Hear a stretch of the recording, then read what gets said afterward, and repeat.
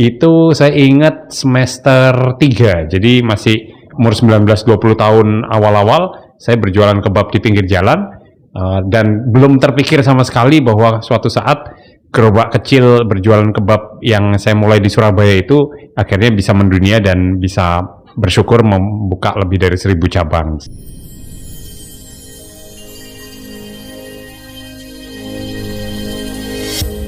Assalamualaikum warahmatullahi wabarakatuh, teman-teman sahabat Nahdliyin dan teman-teman wirausaha muda Nahdlatul Ulama tergabung di Wiranu.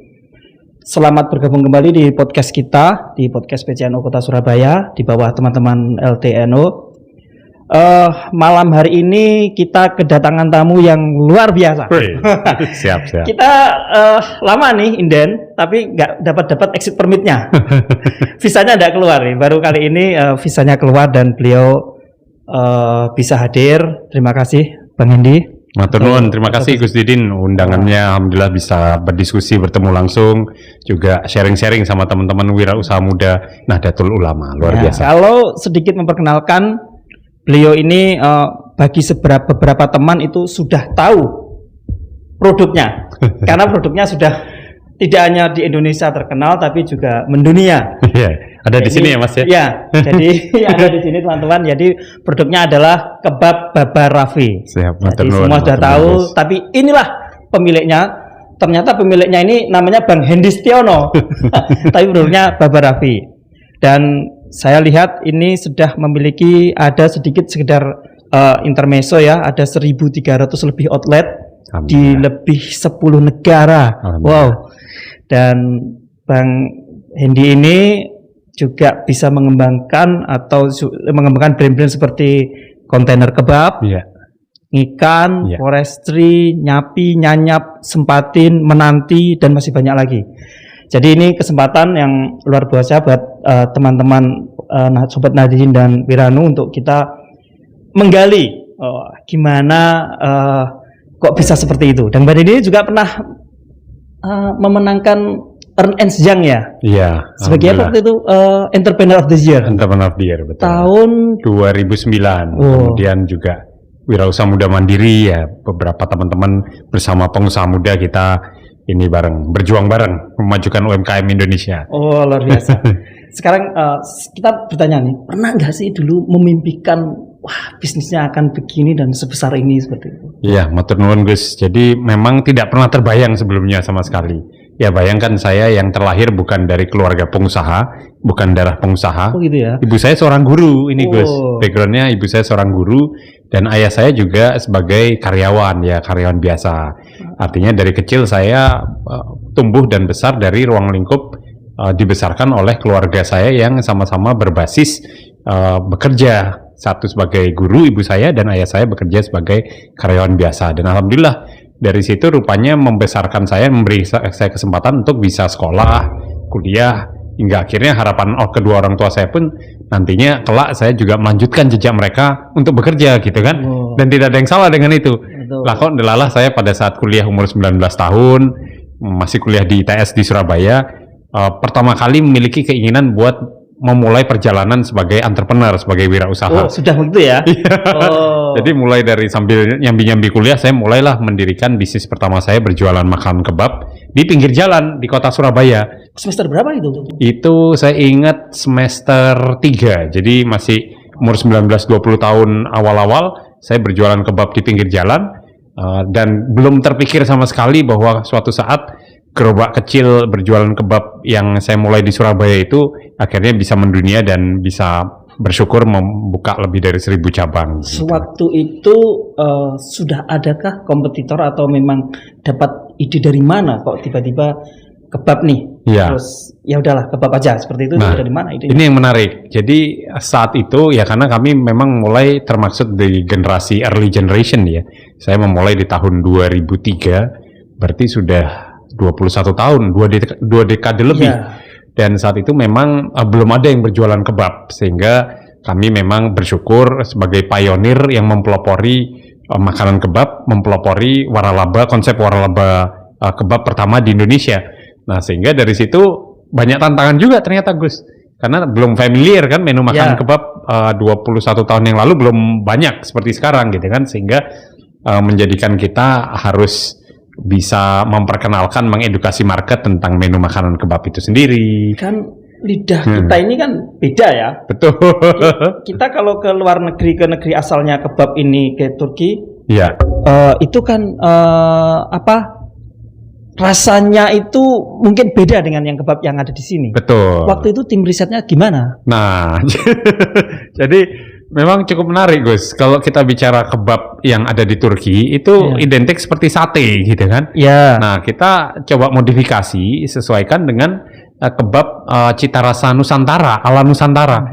Akhirnya jadilah kebab yang kemudian digulung dengan gulungan roti tortilla itu yang kita sebutnya di wrap, dibungkus dengan gulungan tortilla.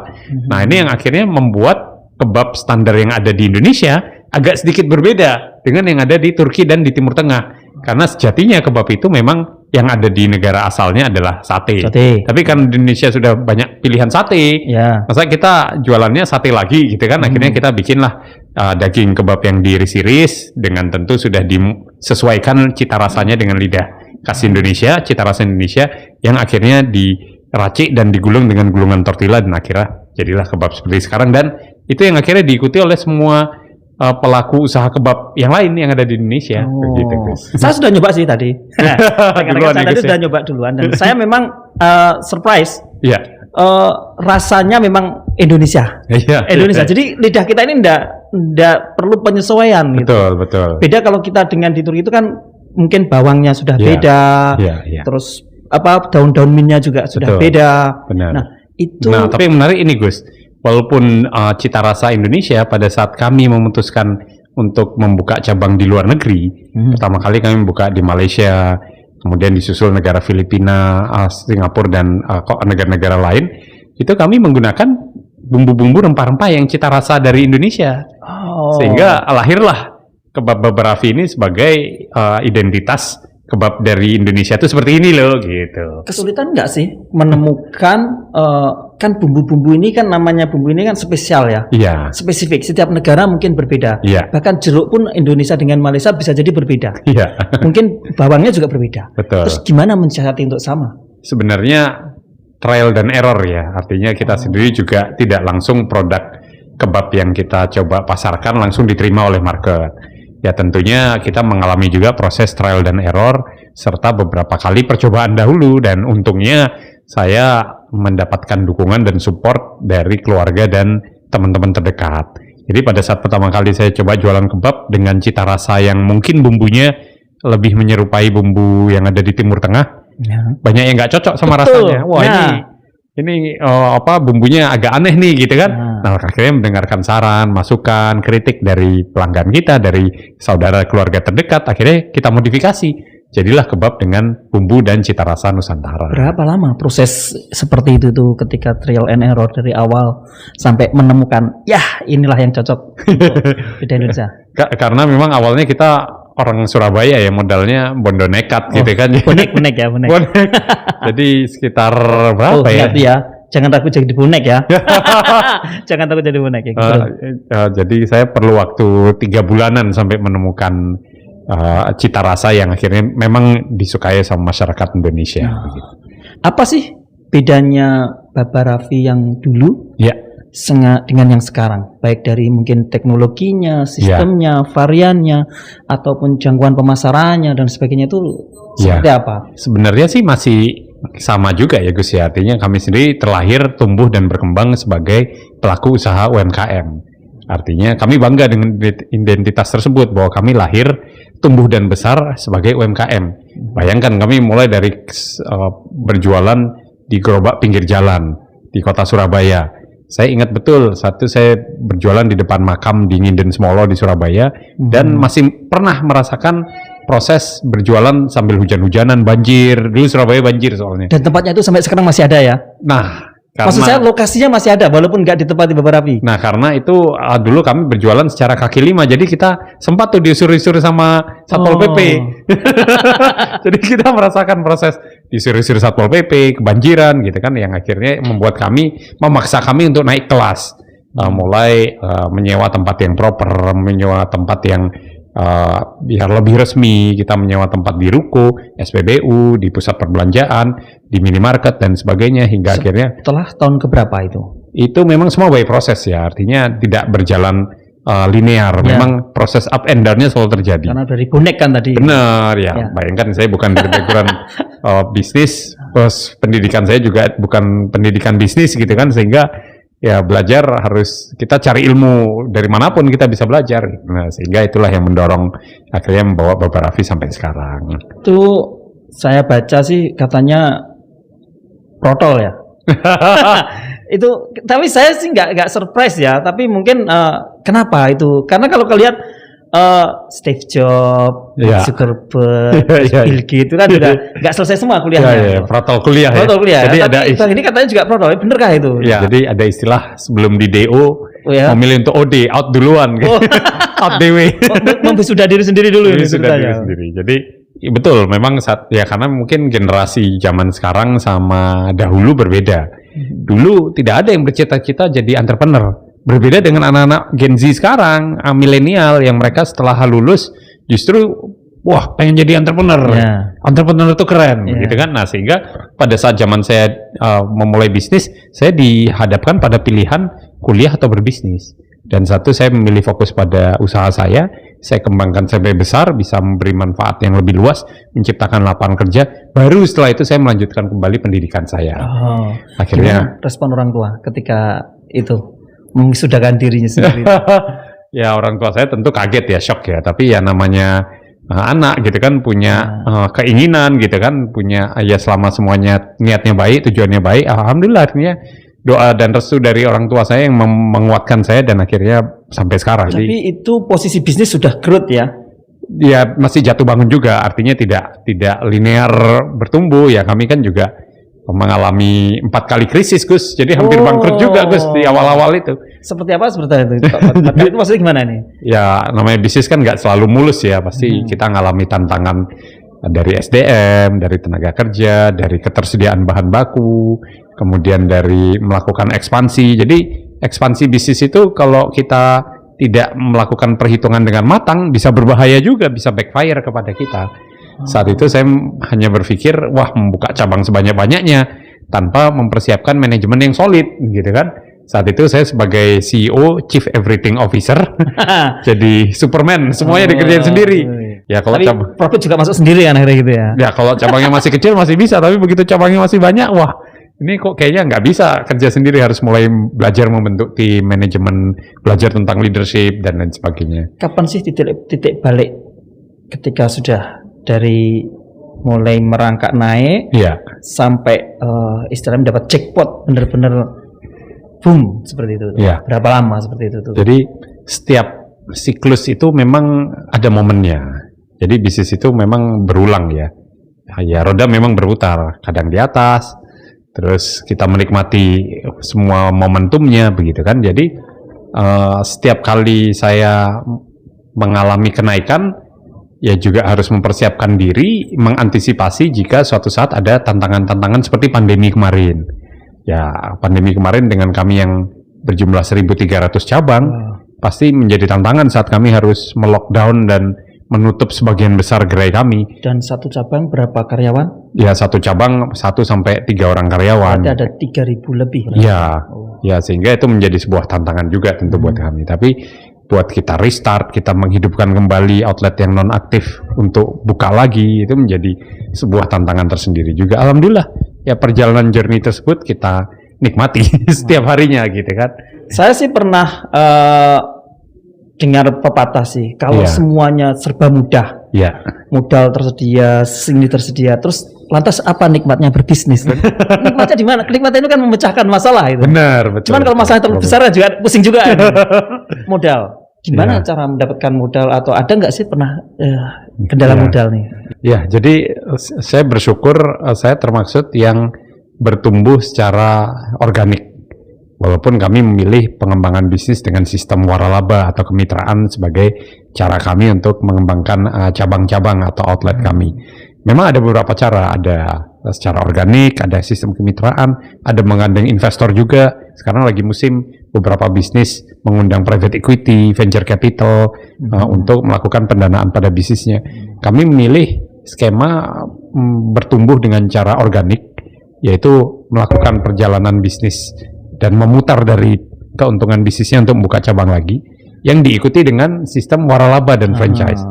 Sehingga saat ini kami memilih untuk melakukan operasional dengan skema 50-50 antara sistem kemitraan dengan sistem own outlet atau dimiliki sendiri, dan itu lebih balance, sehingga membuat kita salah satu cara bisa sustain selama 2 dekade, 20 tahun terakhir adalah ya karena kombinasi yang tepat dari berarti skema tersebut. Dari 1000 berapa tadi? 1300 ya. Itu ada sebagian besar punya sendiri. Target kami 50-50. Saat ini kami masih di angka 400-an jam. Kami menghendaki nanti suatu saat bisa 500 outlet yang dimiliki oleh sendiri, oleh company, dan 500 outlet yang dengan sistem kemitraan dari 1000 cabang tersebut. Dari fase 4 krisis ya tadi. Iya. Mana sih yang paling berat banget? Pernah nggak sih ngalami ini kayaknya begini ya? Pastilah, kalau enggak bukan pengusaha namanya. Kalau pengusaha sama nih ya, jadi begini ya. Iya, benar. Itu yang mana? Ya karena memang sejatinya semua pengusaha pasti mengalami ya fase kegagalan, jatuh bangun dan sebagainya. Baik dari skala kecil sampai besar semua pasti ngalami.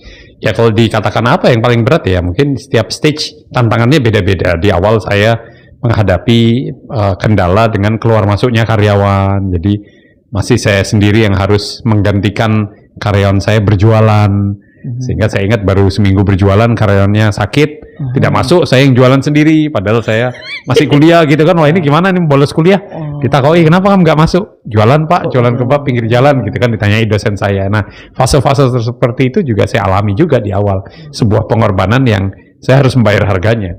Tapi dengan komitmen, fokus, kerja keras, ya ini mungkin salah satu nilai tambah generasi kami di milenial berbeda dengan Gen Z sekarang adalah spirit daya juang, pantang menyerah. Bagaimana kita dihadapkan pada adanya pilihan-pilihan, persoalan, tapi kita tetap berjuang, ya pejuang pengusaha. Pantang menyerah nih, Surabaya tenan ini. Gitu ya.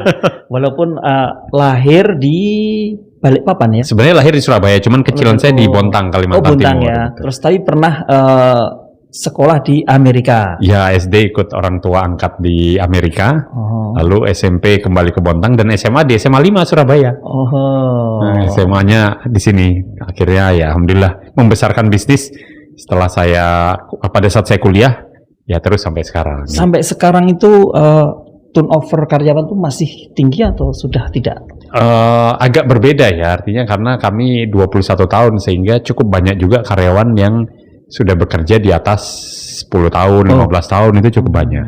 Namun tidak sedikit juga teman-teman adik-adik Gen Z yang mungkin mereka masih di fase mencoba-coba begitu ya, sehingga ingin merasakan mungkin sektor yang berbeda-beda. Cuman memang karena perusahaan kami dibilang besar ya masih UMKM, ada kesempatan buat adik-adik Gen Z ini berinteraksi langsung dengan foundernya.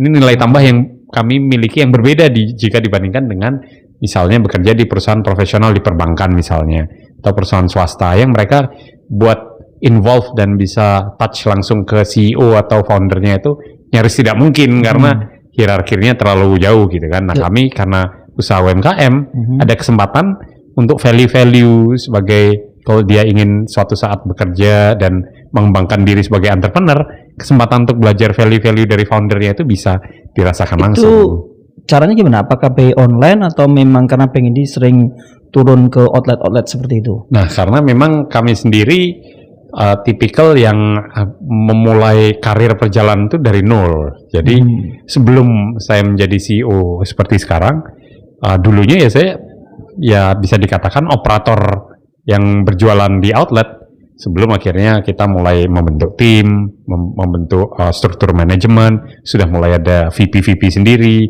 yang menaungi masing-masing divisi. Nah sehingga dalam proses tersebut ya kami lalui prosesnya. Walaupun sekarang eranya jauh lebih cepat, generasi muda sekarang ya sukses itu yang tiba-tiba melenting tuh luar biasa gitu kan. Nah ini yang kemudian kita kombinasikan pengalaman kami dalam berbisnis serta adik-adik yang punya ide dan inovasi dan kreativitas, kita wadahi Sehingga jadilah beberapa bisnis yang akhirnya Baba Raffi Group sendiri sebagai holding tidak hanya berjualan kebab saja.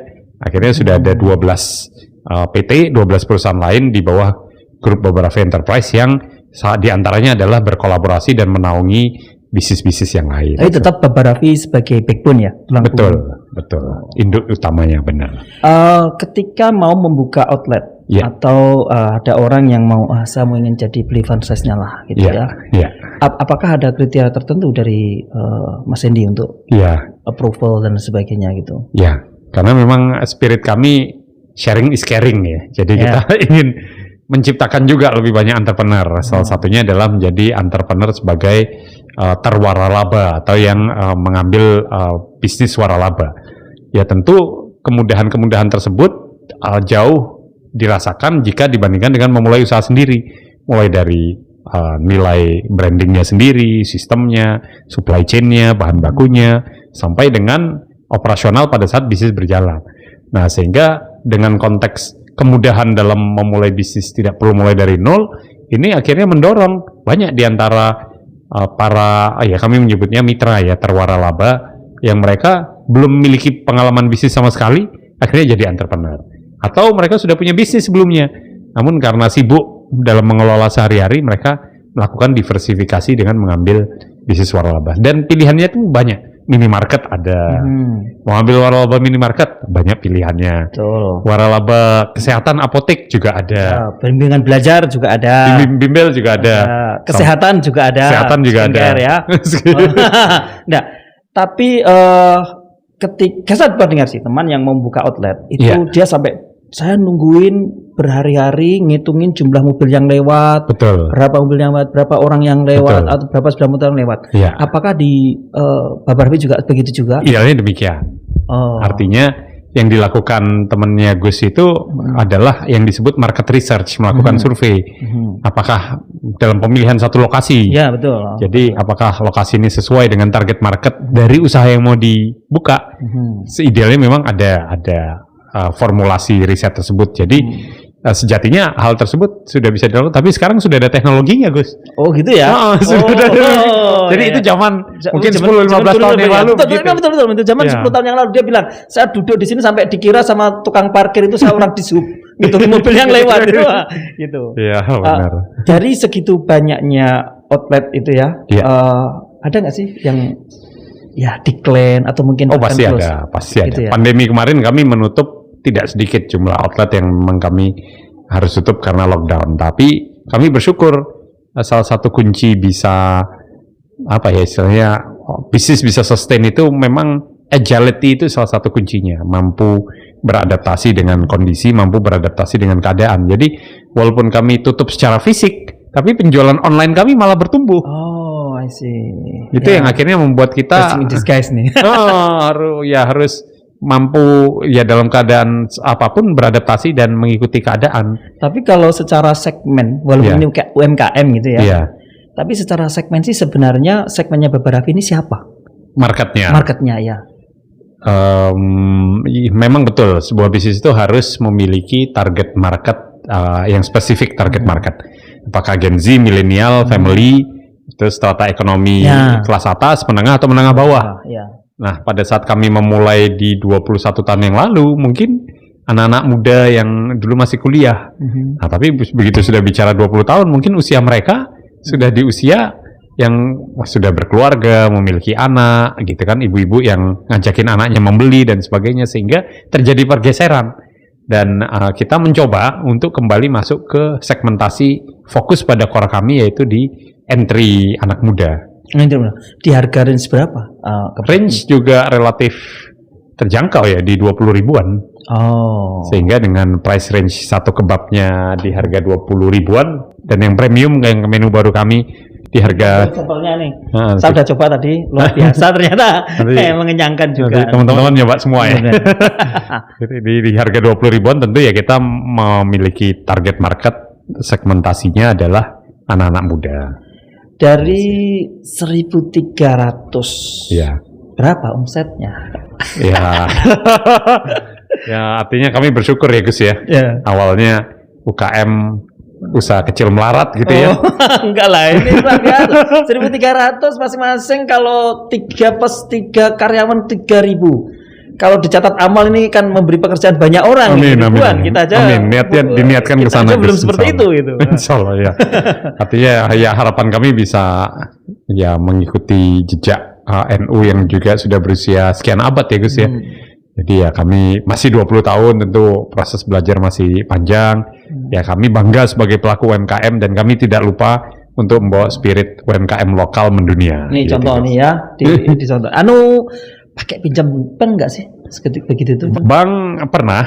Nih, mungkin sekarang tinggal sedikit ya Gus ya, karena kami lebih banyak berkembang secara organik dan skema kerjasama kemitraan waralaba tadi, sehingga perkembangan dan pertumbuhan outletnya pun ya berjalan dengan sistem sharing is caring, yaitu skema kemitraan atau franchising.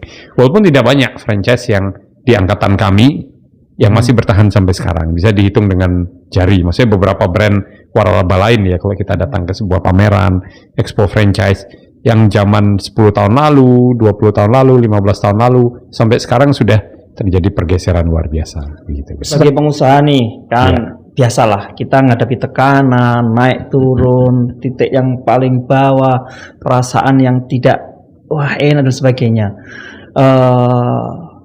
Masih pernahkah merasakan hal seperti itu? Terus gimana cara ngatasinya gitu kalau itu terjadi gitu datang? Ya dinikmatin Gus. Enjoy aja gitu kan. Kan ada nih yang harus melarikan diri baca buku sampai bertumbuk-tumbuk gitu, ada yang ini tuh gitu. Ya istilahnya anak-anak sekarang tuh healing gitu ya, healing. Cuman healingnya beda kan itu. Ya kita ya healing juga, maksudnya ya kan nggak mungkin kan full 24 jam hanya ngurusin kerjaan, bisnis gitu ya. Artinya saya bersyukur, maksudnya saya dikaruniai anak-anak yang lucu gitu kan, ya keluarga yang alhamdulillah lengkap. Kedua orang tua saya juga masih alhamdulillah sehat. Biasa. Sehingga ini momen kesempatan buat saya bisa sebisa mungkin bahagiakan kedua orang tua saya, karena ya mereka lah ya sumber ya bisa jadi seperti ini ya karena doa-doa kedua orang tua saya. Jadi artinya kalau saya bicara pada saat saya ada problem, ada kendala yang terasa berat banget, ngapain sih? Saya ke orang tua saya sungkem, minta doa, minta restu, bahagiakan orang tua saya. Inilah kuncinya, membahagiakan orang tua. Bagi teman-teman yang mau bertanya, silakan dikirim ke saya ya. Nanti akan saya sampaikan. Kita ada session ini. Ini live toh? Enggak sih, tapi maksudnya yang teman-teman ini ya. Saya ingin tanya ya. Mas Hendy kan sudah mengalami sedemikian amazing lah. Saya mengatakan pengusaha itu ya begitulah. Namanya pengusaha itu harus berusaha. Kadang di bawah, kadang di atas, naik turun terjadi, dan semua pada akhirnya kita menikmati. Gitu. Kebahagiaan itu di titik mana? Ya, artinya di saat kita bisa memiliki dampak dan impact, bisa memberi manfaat seluas-luasnya, tentu itu satu hal yang priceless ya. Maksudnya tidak bisa diukur dengan hanya omset saja, hanya uang saja gitu kan. Sehingga ya pada saat kami pun pada akhirnya berkesempatan, mungkin jalan rezekinya di sini, maksudnya hokinya di sini. Saya mencoba bisnis itu beragam ini Gus. Di sektor di luar bisnis kuliner juga banyak. Dan tidak semuanya berjalan lancar, tidak semuanya berhasil. Ya maksudnya dari situ saya belajar kan bahwa ya semua tetap ada garis tangannya, tetap ada waktunya dan lain sebagainya. Sehingga ya kita sebagai manusia cuma bisa mengupayakan yang terbaik, berdoa, berikhtiar. Ya insya Allah kalau memang itu jalan terbaik buat kita, ya jalannya dimudahkan, dilancarkan, dan akhirnya berjalan seperti Bapak Raffi yang 21 tahun sampai sekarang. Oke. Ini ada pertanyaan nih. Apa tantangan terbesar saat memulai bisnis? Mungkin bisnis ini, mungkin bisnis yang lainnya. Tantangan terbesar di mana? Jadi beda-beda ya, karena saya mengalami era di mana teknologi dan sosial media itu belum sepopuler sekarang. Nah sekarang udah beda lagi, kita bahkan sudah bisa punya media channel sendiri. CNU Surabaya sudah punya channel YouTube sendiri. Wah ini luar biasa ini. Top ya. Artinya saya hidup di dua fase tersebut. Saya mengalami fase bahwa biaya marketing itu mahal. Dulu pada saat belum ada sosial media, sampai sekarang bikin konten bisa FYP gitu kan. Wah bisa viral gitu kan. Wah itu menjadi sebuah tantangan tersendiri juga. Nah sehingga itulah yang membuat kita memang mau nggak mau harus mampu mengikuti setiap perubahan dari setiap zamannya. agility dalam setiap momen, mau nggak mau kita harus belajar. Jadi zaman saya dulu masih berinteraksi, belum ada sosmed, pasang iklannya di koran mahal. Oh gitu ya, pernah ngalami fase itu juga ya? Itu, tapi ya kami tabung, kami pasang iklan di majalah, kami pasang iklan di koran dengan harapan mendatangkan traffic. Dan saat itu sebagai media satu-satunya. Jadi ya mau nggak mau kita melakukan kalau mau promosi di situ. Sampai sekarang akhirnya main sosial media. Kalau untuk keluar negeri, iya. Ini mereka yang datang atau Mas Hendy yang ke sana? Yang mau buka cabang keluar negeri? Betul, gitu? Iya. Dua-duanya. Artinya interaction tersebut juga harus dimunculkan sebagai bentuk daya tarik. Artinya berarti Bapak Raffi sudah terkenal dong, mereka sudah tertarik untuk membuka di negaranya. Ya alhamdulillah. Berarti tidak susah dong berarti kalau begitu di luar negeri akhirnya. Ya walaupun kami juga harus jemput bola. Kami aktif mengikuti beberapa pameran di luar negeri yang difasilitasi oleh pemerintah. Sebagai masih yang difasilitasi pemerintah ya? Iya, yang di awal-awal dulu. Gitu ya. Jadi kita ikut pameran yang difasilitasi pemerintah di luar negeri dengan harapan kita bertemu dengan calon mitra, calon buyer di sana. Ternyata ketemu nih, jodoh, jalan sampai sekarang gitu kan. Nah, tapi sekarang eranya sudah berbeda, eranya dari teknologi, dari digital, dari website, dari sosmed. Mereka cukup melihat apa yang ada di sosmed dan akhirnya itu sudah memunculkan daya tarik. Bang Hendy kan sudah banyak dibuka cabang di luar negeri nih. Iya. Apakah benar nih kita di dalam negeri ini lebih susah daripada yang di luar negeri atau yang di luar negeri lebih mudah daripada di sini? Paling enak jualan di Indonesia. Wah, betul ya, betul. Tinggal buka lapak begitu pinggir jalan, kalau ada satpol PP datang tinggal diikuti besok buka lagi. Gitu. Pindah tempat buka lagi. Tapi ya kan ya kita sendiri juga pengen membawa Indonesian pride gitu kan, show ya gastro diplomasi lah bahasa kami, gastronomi versi Indonesia keluar sebagai bagian dari diplomasi kita. Bahwa kenapa Korea bisa dikenal dengan kulinernya, kenapa kok Thailand bahkan Malaysia kulinernya sudah cukup dikenal di luar, sementara nasi lemak ya? Iya, nasi lemak, tom yum, kemudian tteokbokki dari Korea, menu-menu itu, menu-menu Korea anak-anak saya yang masih kecil-kecil sudah tahu dan mereka pengennya makanan itu gitu kan. Jangan nanti Bapak Raffi lebih terkenal daripada kebabnya. Bapak Raffinya yang akan terkenal nih.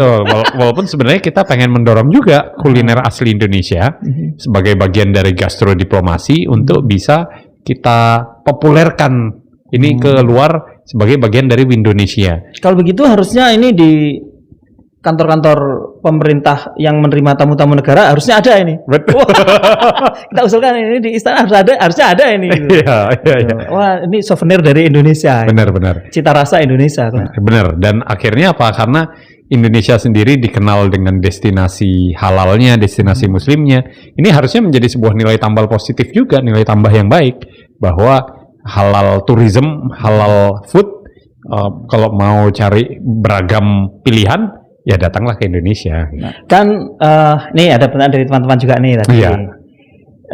Ini beberapa mahasiswa ya. Beberapa waktu yang lalu kan kita lihat beliau di berderet-deret di kota Surabaya nih. Iya. Nah, ini teman-teman tanya nih, seberapa serius sih mau terjun ke politik atau merasa sudah saya waktunya untuk terjun ke politik, bisnis sudah mapan gitu. Iya.